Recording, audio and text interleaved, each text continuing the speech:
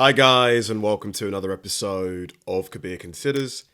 In this video, we're going to react to another fire has started in Los Angeles. So in Ventura County, there's another new fire, and it looks like it's a big one. This is starting to look like, I'm not a religious person, but this is starting to look, Armageddon-esque, honestly. It's scary. The length of time this has been going on for now. This has been going on for well over a week now. This started, I think, on Monday of last week, maybe Tuesday. Like, to think that, the winds that we thought were going to slow down, which would have made the fires easier to combat, they've picked up again. Like, it's just, what is going on here? Like, I've also read that there was a really weak water pressure in the fire hydrants.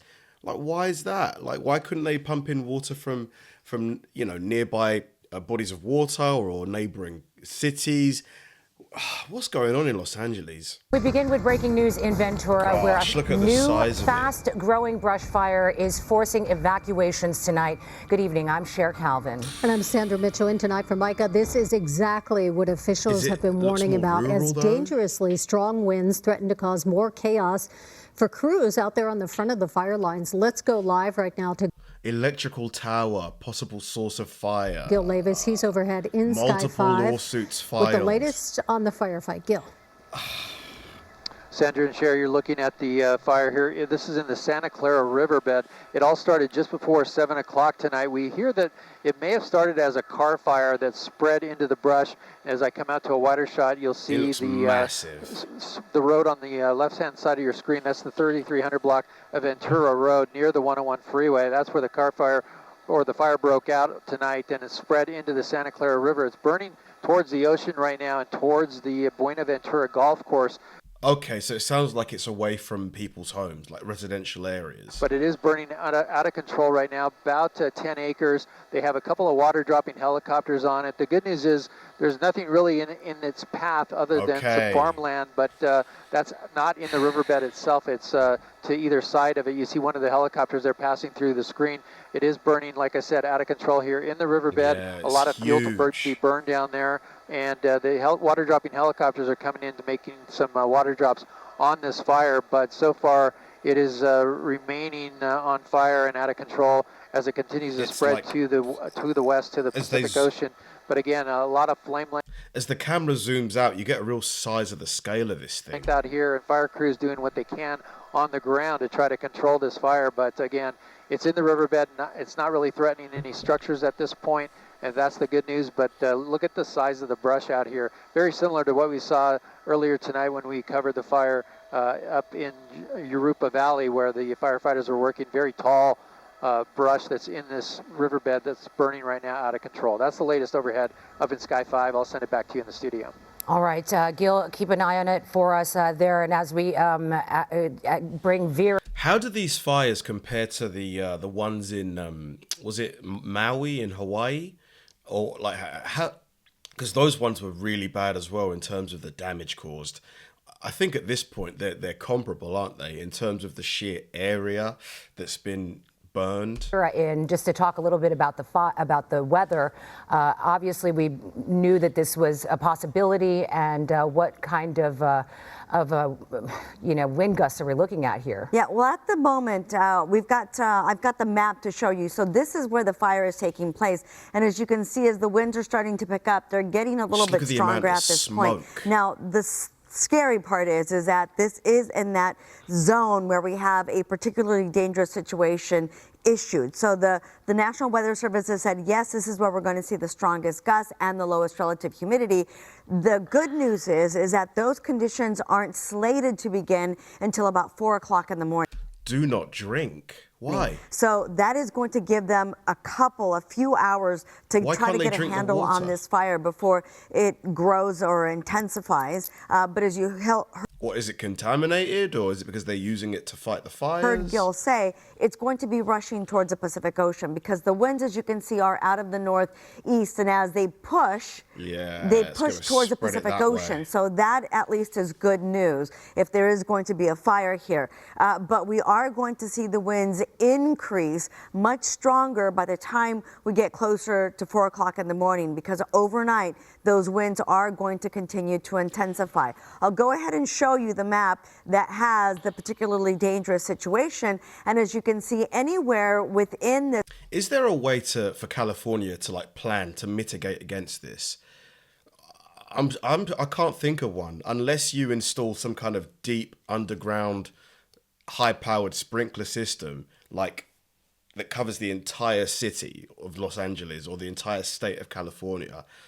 But something like that, is it even physically, is it possible to do something like that? This purple outline. So the fire is taking place right about there, or pretty close to this region, and so it's going to be impacted, and this is where we're expecting the strongest winds, and this is really going to impact primarily parts of LA County and Ventura. So as you take a look, this is where the Pacific Palisades fire is, and it's not going to impact that. However, as we move to the east, this right here is the Eaton fire, and that will also be impacted by those strong winds that are going to be approaching as we head into daylight. One of the problems the fire crews are up against tonight is this thick and very tall brush in the area. This is the Santa Clara riverbed. By brush, do they mean like the smoke? As Gil was telling us earlier, we believe this started around 7 o'clock tonight as a car fire. What do they mean by brush? Has spread now. Started as a car fire. Out into the brush. All right, we want to go to the telephone right now from Ventura County Fire Department. We have Andrew Dowd joining us. Andrew, welcome. When fire hydrants ran dry in the Pacific Palisades, it sparked a wave of criticism and even misinformation. Because Karen Bass didn't fill the reservoirs, so all the fire reservoirs were not, so the fire trucks are there, they couldn't pump water. They cut the water off. They don't have water. Surveys show LA did have water, but amid widespread frustration and a report that a local reservoir in the Palisades was offline and empty due to repairs, California Governor Gavin Newsom issued a review of Los Angeles water and power. Here's how the water supply system works and what we know about why hydrants ran out of water at the height of the Palisades fire. About 2/3 of LA County's water comes from sources outside of LA. And because LA is surrounded by mountains and hills, much of that water has to be pushed up to higher elevations. Well, water is heavy, relatively speaking, and so it takes energy to pump it upstream. Eric Porce, director of the California Institute for Water Resources, says you can think of the system sort of like a tree with interconnected branches. There are big trunk mains that move water from a source, like a water treatment plant or a reservoir, and carry it to smaller distribution mains, which split off from the trunk. From there, the water is moved through even smaller pipes or lateral lines that carry water to homes, businesses, and fire hydrants. In some areas, tanks and reservoirs are placed throughout the system to help maintain pressure, because pressure is what pushes water into all of the nodes. But during the LA wildfires, officials said intense demand overwhelmed the system, which drained several tanks and meant that there wasn't enough pressure to push water to hydrants up in the Palisades. But should it even be possible to strain the system? Like, shouldn't the water always have enough to meet whatever demands could possibly happen? You know, especially because California, Los Angeles has had fires before. You know, you should be prepared for high usage, shouldn't you? Don't you think? Or am I being unrealistic? So I want to make sure that you understand there's water in the drum line that just cannot get off the hill because we cannot fill the tank fast enough. Officials say there wasn't a lack of water in LA, and data shows that major California reservoirs were at or above historic averages when the fires broke out. Okay. But in a letter to LA officials, Newsom called the ongoing reports of the loss of water pressure to some local hydrants during the fires and the reported unavailability of water supplies from the Santa Ynez Reservoir deeply troubling. Which means that it was probably true that they couldn't pump the water. I mean, what good is having all the water in the world if you can't get it to where you need it to be?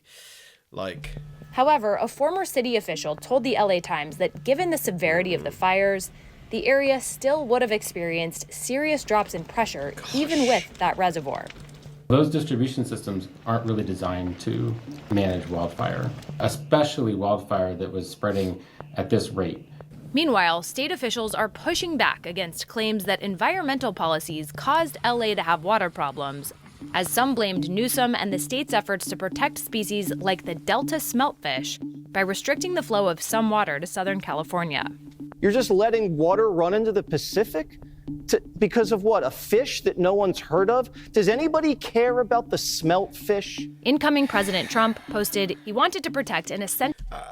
I get where the guy's coming from, but you can't completely throw out all sort of ecological concerns just because of, it's a tough one. Actually worthless fish called a smelt by giving it less water. It didn't work, but didn't care about the people of California. Now the ultimate price is being paid. So what's happened is a tragedy, and the governor has not done a good job. What do you say to the criticism that the state has mismanaged water supplies? I think the facts speak for themselves. The fact that there is water in reservoirs beyond what is average traditionally for this time of year means that we are moving water when it is available. And I want to be very, very clear. The way that we are moving water and have been moving water and conditions that we're seeing in Southern California around access to that water, it has nothing to do with protected fish species under the law.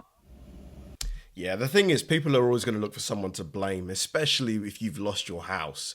There's going to be lots of finger pointing right now, which honestly, this is the wrong time to be doing it. Let's get these fires under control and dealt with first, and then we can start playing the blame game. Carla Namath and other California officials say one of the biggest issues was actually wind. The fire is being fueled by a combination of strong winds and surrounding topography, which is making it extremely challenging for our personnel that are assigned to this incident. Is there anything California or LA officials could have done better to mitigate the threat of these fires? There will be lots of opportunity after this event to understand what happened. And we will learn from that, and especially in the context of climate. I mean, I know they mean well, but that amount of water is not going to do anything against this fire, is it? But I know what else can they do? Look at the size of the fire compared to the water. But I know they're doing what they can. We'll learn from that, and especially in the context of climate, and we will adjust and move forward. Hits the floor. I think it's really important for folks to understand that a fire suppression strategy for a wildland fire is not dealt with localized community fire hydrants. It's just not the right scale. Yeah, I don't know when they're gonna. I think until the wind really settles down, the new fires are going to continue to sprout everywhere, which is just really bad news for Los Angeles, because it's just had an absolutely horrible week. As soon as the firefighters get one fire under control, another one pops up. You've got idiots out there that are looting, committing arson, starting new fires. It's like LA, it must be just so chaotic being there right now. I ask this every time I make a video on these fires. I hope everybody's okay in the area. I hope that you guys have somewhere safe to shelter if you can't stay in your own homes. How are you coping? Thanks for watching, guys, and I'll see you in the next one.